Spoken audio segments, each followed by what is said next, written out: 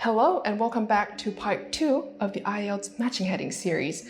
My name is Emma, I'm an IELTS tutor, and in this video we're going to go through 2 practice passages and implement the 4 skills that we learned from part 1, which are prove it, filler or info, sentence function, and simplifying sentences.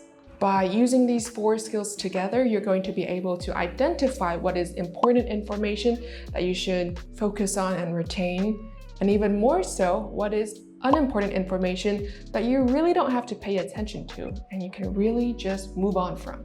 If you haven't seen part 1, I highly recommend that you go check it out because I go in a lot of detail and explain what these 4 skills are. There's practice over there as well, and I promise once you've watched part 1, part 2 here will make a lot more sense. You can find it in the card over here or in the description box down below at your convenience.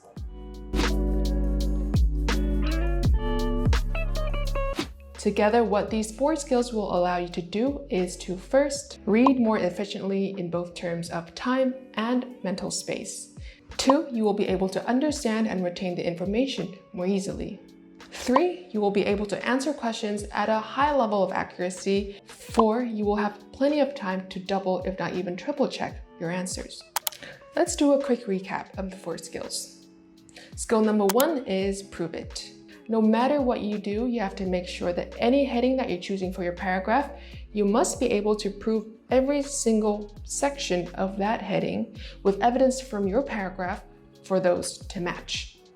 Even if you can prove the majority of a sentence, but there's one phrase that you don't have evidence for, that heading is most likely not the correct heading for your paragraph. Skill number 2, filler or info. Sometimes in a paragraph, you might see sentences that talk about a question to be answered, something puzzling, something unknown. So these types of sentences don't really offer you any information. They're filler sentences, probably put there by the author to create some premise so that they can present their answer in a certain way. So what we really care more about are those answer sentences. They are sentences that give you information on what happened, how they did it, what were the results, those types of things, right? So we care more about info sentences and not so much on filler sentences, and we can move right by those. So number 3 is sentence function. Every single sentence in a paragraph has a function as to why it's there.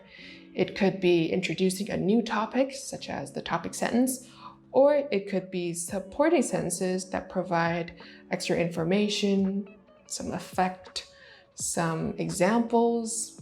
Again, it's just more support for the main idea that we have identified earlier. Sometimes you might also have contradictory sentences, and you can tell by the way the sentence starts with however, nevertheless, etc. And same goes for all these sentence types. You can identify their function based on the first couple of words that they start off with. So when I read a passage, what I care about is the topic sentence. That usually has the main idea of that paragraph. I don't pay too much attention to the support sentences and especially not the examples because all it's doing is supporting and illustrating the main point that we have identified earlier. I do, however, pay a little bit of attention to the contradictory sentences because it has some opposition and might affect the overall main idea of our paragraph. That would then affect the heading that we choose, right? And last but not least, skill number 4, simplifying sentences. A lot of the sentences in these passages can be really long and run on and provide you with a lot of details, but our job isn't to understand all of it, but more so the main idea from each individual sentence. And we can do that by identifying the main clauses and the subordinate clauses. The main clauses are clauses that work as full sentences on their own. They have a subject, a verb, some type of object. And even if you delete everything out, you can tell it's a full-on sentence, works by itself. Whereas subordinate clauses don't function as full sentences by themselves. You can read it out loud and you're kind of left hanging. So you really can tell with these sentences. So what we really care about are the main clauses because that will be the main ideas, right? The subordinate, we don't have to pay attention to right now. We'll come back to them later if we have detailed questions that we have to answer. If that sounds good to you, let's go ahead and work on passage 1.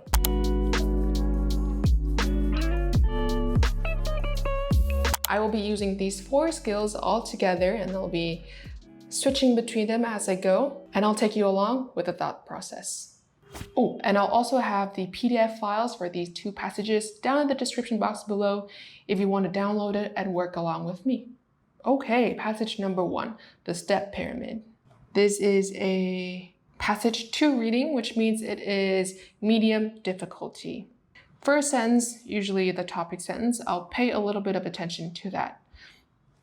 The pyramids are the most famous monuments of ancient Egypt and still hold enormous interest for people in the present day. This next sentence here has no transition, so this is a support sentence, and I don't really have to read that. Okay, this sentence, the evolution of, this is also a no transition sentence. More support, we can pass right by. However, this is signaling some contradiction, so I'm paying more attention to this one.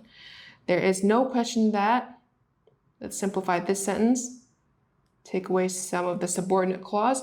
There is no question that it began with one monument to one king designed by one brilliant architect. Okay.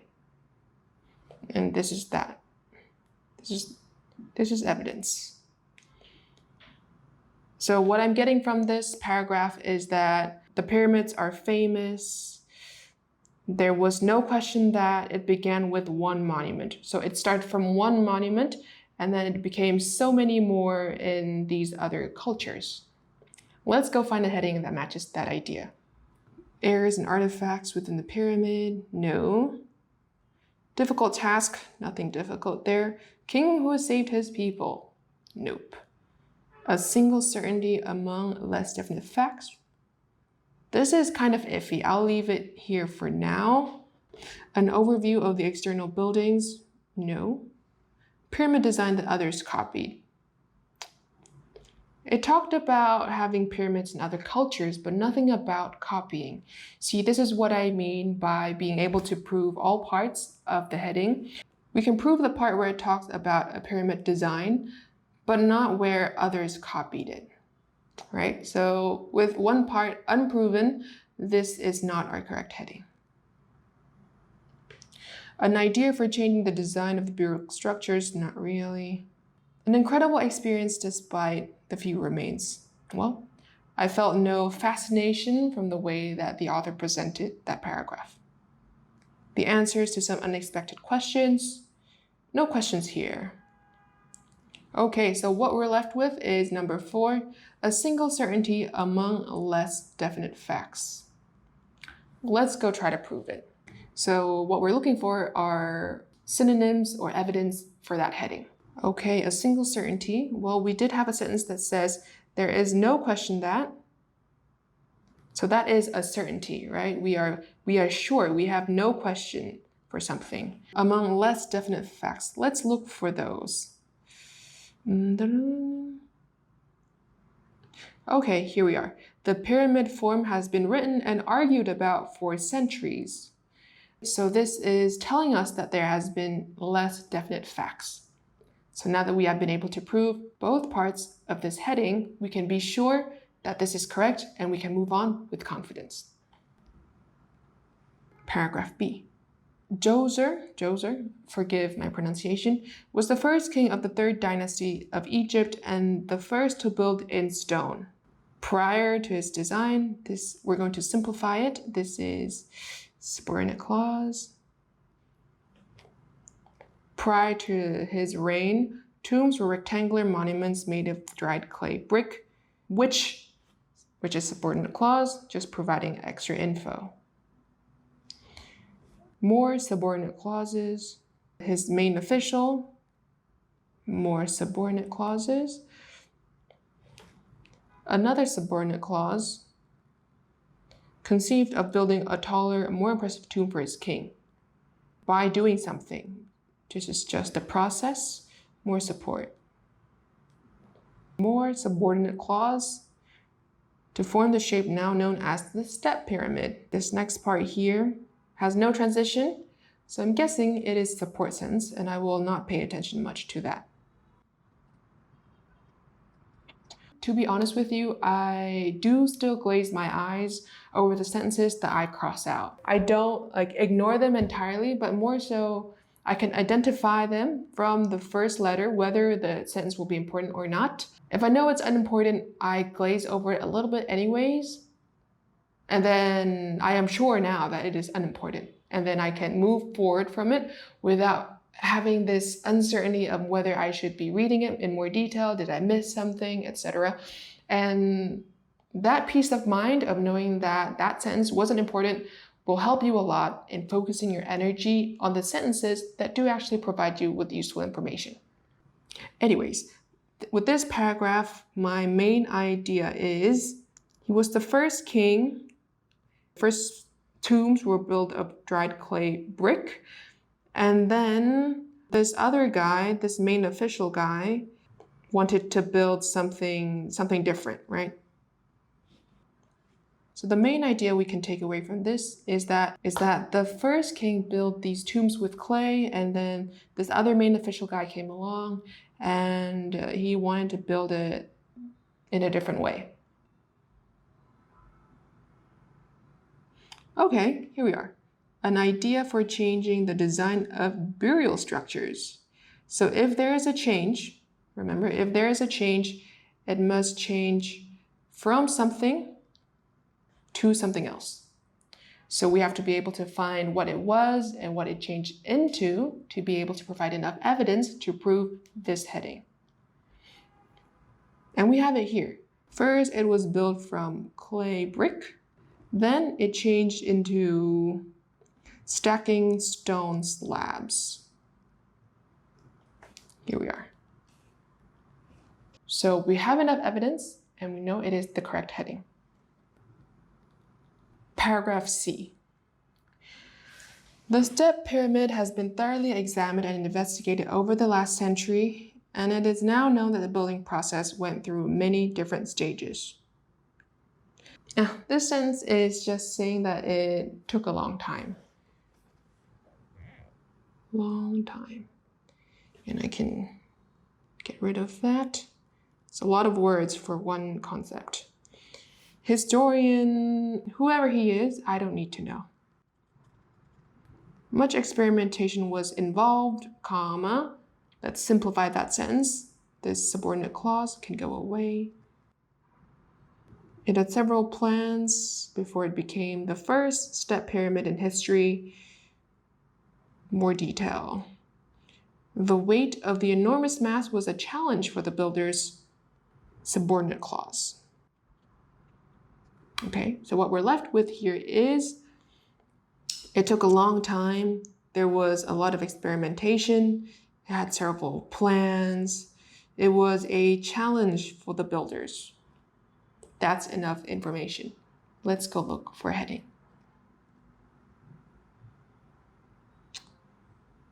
I'm gonna go for number 2, but let's try to prove that. A difficult task for those involved. Clearly, it took several plans, so a lot of the architects, a lot of the designers had to do a lot of work, and most of all, it was a challenge for the builders. This is the direct synonym for difficult task. For those involved is the builders, right? We have proven it. It is correct. Moving on. Paragraph D. The first part here, already subordinate clause. The step pyramid rose 62 meters high and was the tallest structure of its time. Just glancing by this paragraph, I'm seeing a lot of numbers, and usually a lot of numbers just means a lot of evidence, a lot of examples that supports the main idea. And I don't enjoy reading those too much. And the good news is I don't have to either, because it's just more support. Here, no transition, definitely support. It covered 16 hectares. It's just more details about how big it was. The wall, the region. Okay, the false doors, there's a trench. To enter, he or she would have to need to know in advance how to find the location of the true opening of the wall. He was so proud of his accomplishment that he broke the tradition of having only his name on the monument and had Imhotep's name carved on it as well. So what I'm taking away from this is that it has a lot of numbers about how grand this thing was, right? How grand. And that the king was also really proud of his accomplishment. It was really grand and big is what I'm getting. The areas and artifacts within the pyramid. This passage is talking about temples, courtyards, some trenches, definitely not inside the pyramid. So that's not number one. The king will save lives. No. An overview of the external buildings and areas. Could be. Let's try to prove that. Tallest structure, there was external buildings such as temples, courtyards, shrines, living quarters. The area, there was a trench, a false door. Yeah, pretty much talking about external areas, external buildings.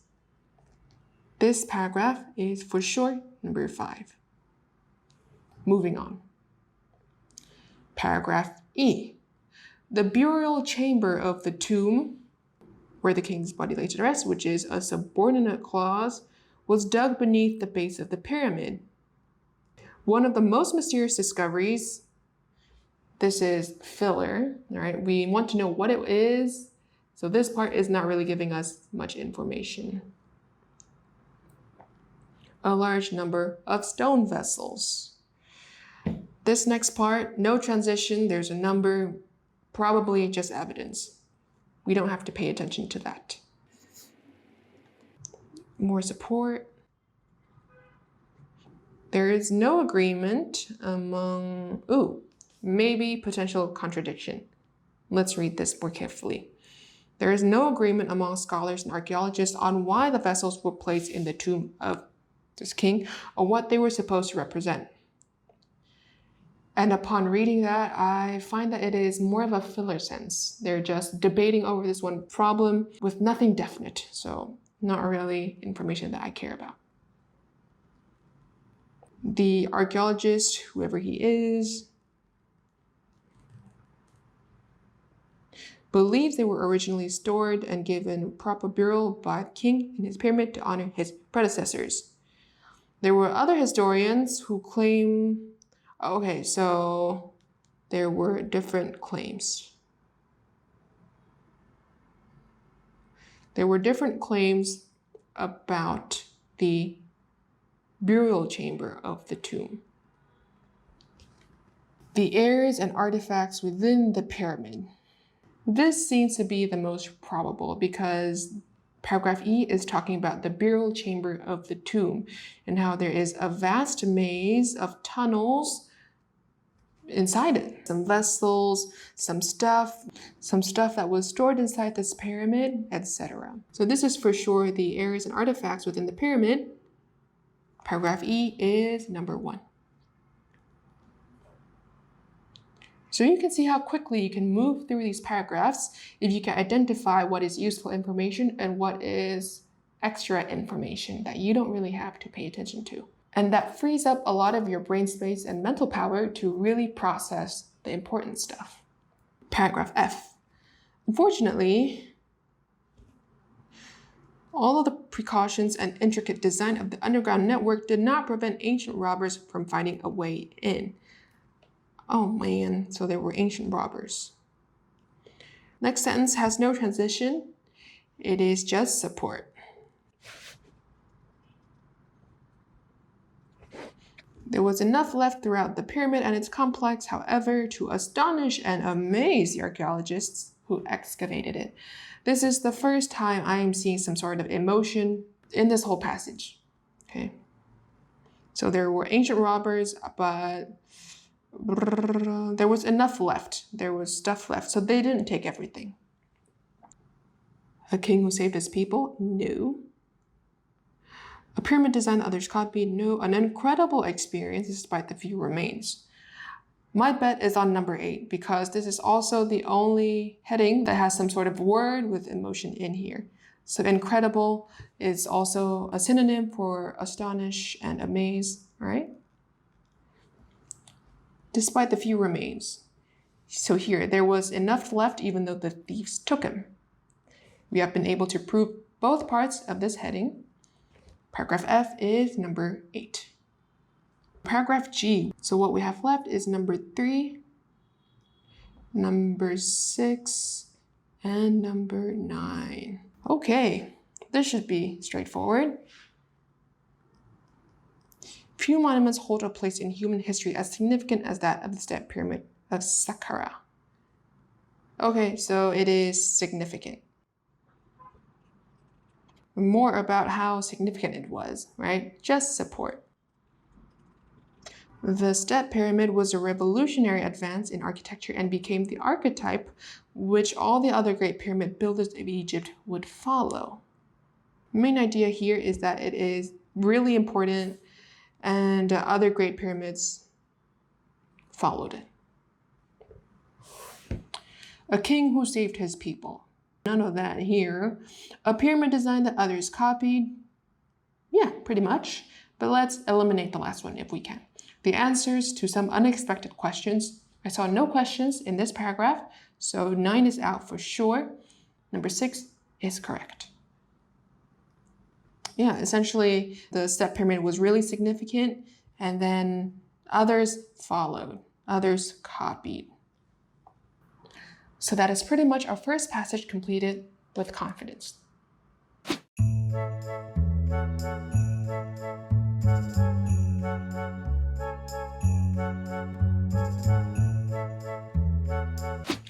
Okay, and we are back for our second passage, which is also a reading passage 2, medium difficulty.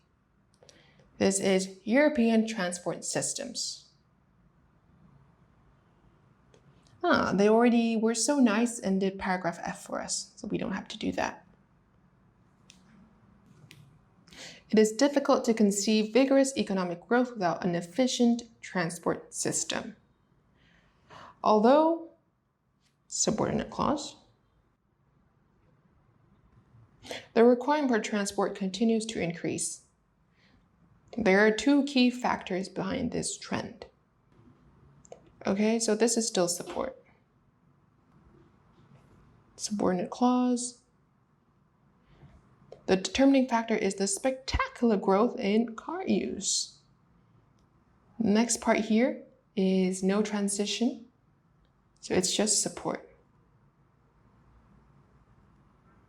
Especially with these numbers, definitely support. So my main idea, what I'm left with here is that there needs to be an efficient transport system and the demand is increasing for car use. Here's a long-term goal, that's not it. Charging for roads, changes, no. Taking all the steps, nothing there. Environmental cost, no. Escalating cost, they didn't talk anything about cost for this one. Rapid growth of private transport, very probable. Okay, so let's try to prove that, shall we? Private transport, the synonym we can find in the passage is car use. This is car. Rapid growth. The requirement for transport continues to increase. There's a spectacular growth in car use. That's way more than enough evidence to make sure that paragraph A is number 8. Okay, let's move on.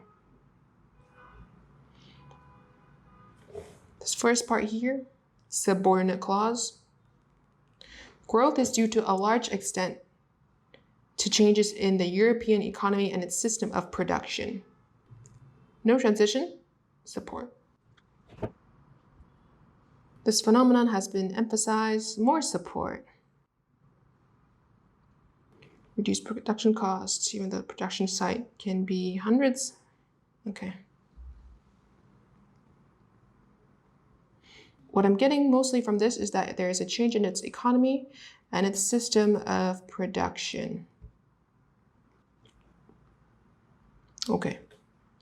Fresh and long-term goal, no. Charging for roads, nope. Changes, they were talking about changes affecting the distances goods may be transported.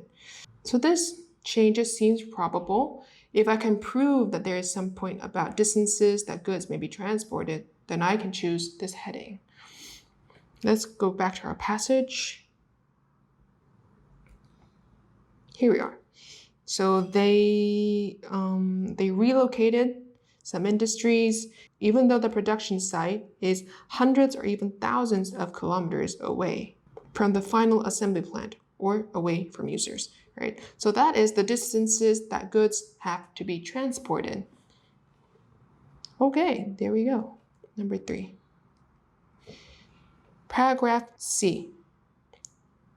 The strong economic growth expected in countries which are candidates for entry to the EU will also increase transport flows. In particular, in 998, I see numbers. This is evidence. Just more support. The distribution, okay, more numbers. So my main takeaway from this is that there is strong economic growth in countries that want to be part of the EU. Transport trends in countries awaiting EU admission. Countries awaiting EU admission, the synonym for that would be candidates for entry to the EU. So this part is basically all numbers, all trends between 1990 and 1998. Fully proven, this one. Paragraph D. However, a new imperative offers an opportunity for adapting the EU's common transport policy. I didn't really register the meaning of that sentence, but let's keep it for now because it is the topic sentence. This, more support.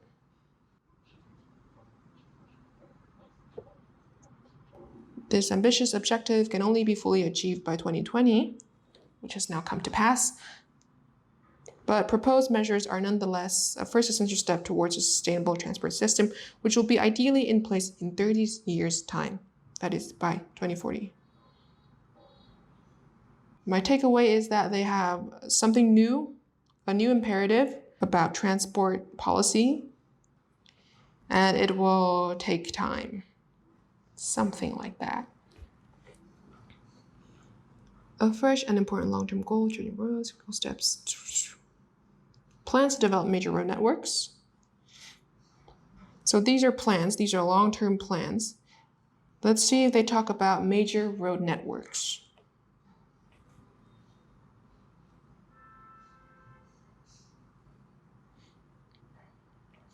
They're not really talking about road networks, but more so the mode of transport, right? So because we cannot prove this part, this would not be the correct heading. So I'm gonna go back for a fresh and important long-term goal because it talks about something far into the future. Let's try to prove that. A long-term goal, sure, 2040, plenty long.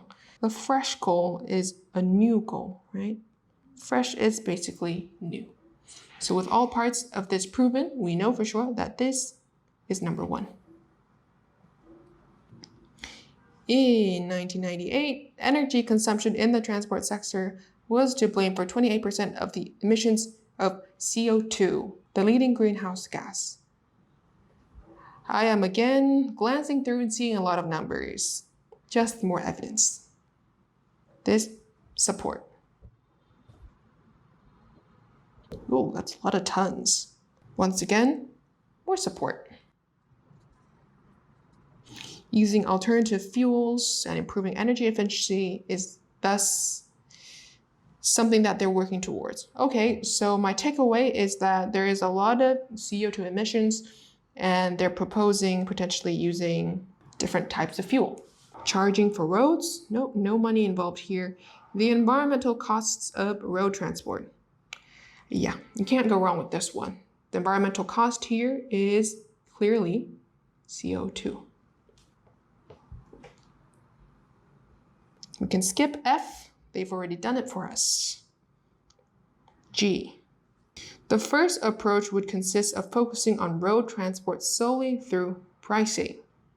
Solely through pricing. Okay, this option, more support for this option of solely through pricing. So we don't have to read that. In the short term, more support. However, okay, some contradiction. Let's try to pay a bit more attention.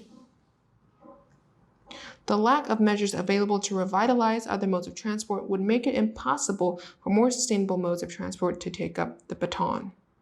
Essentially, they are proposing to do something about the pricing, but it is apparently not the full answer to what they need. The charging for roads and improving, nope, they were just talking about pricing, just charging. Taking all the steps, escalating cost. Plans to develop major networks. Restricting road use through charging policies alone. Aha, alone? What is the synonym for alone in this passage? It is solely. Solely means alone, by itself. And restricting road use through charging policies. Charging policies means money. Money is pricing. All parts of this has been proven. So paragraph G is number 10. Paragraph H. The second approach also concentrates on road transport pricing, but is accompanied by measures to increase the efficiency of other modes. However, okay, contradiction. This approach does not include investment in new infrastructure. So there is some problem with this second proposal as well. More support to the last sentence. It is therefore not enough to guarantee. Okay, same as before.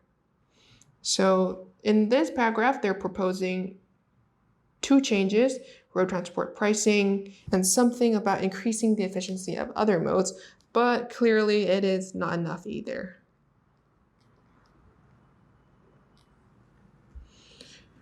Number 2, charging for roads and improving other transport methods. Okay, this seems about right. So they're charging for roads. Again, this is the pricing. And improving other transport methods, modes, synonyms. This is number 2. And now our final paragraph. The third approach comprises a series of measures ranging from pricing to revitalizing alternative modes of transport, targeting investment. Okay, next sentence, support. They seem to be pretty happy with this so far, as I've seen no contradiction, just more support. Okay. My takeaway is that they're going to do some changes to pricing, to the modes of transport, to investment. Let's see what we have left to work with. Taking all the steps necessary to change transport patterns. Sounds about right, but let's try to eliminate whatever's left. Number 6, escalating costs of rail transport. No talk about money in this paragraph. Plans to develop major road networks. Nope, just pricing, modes of transport, investment. Nothing about major road networks. Okay, so we know for a fact, by elimination and by proving, that number 4 is the correct heading for paragraph I. And we are done with our second passage. Great job.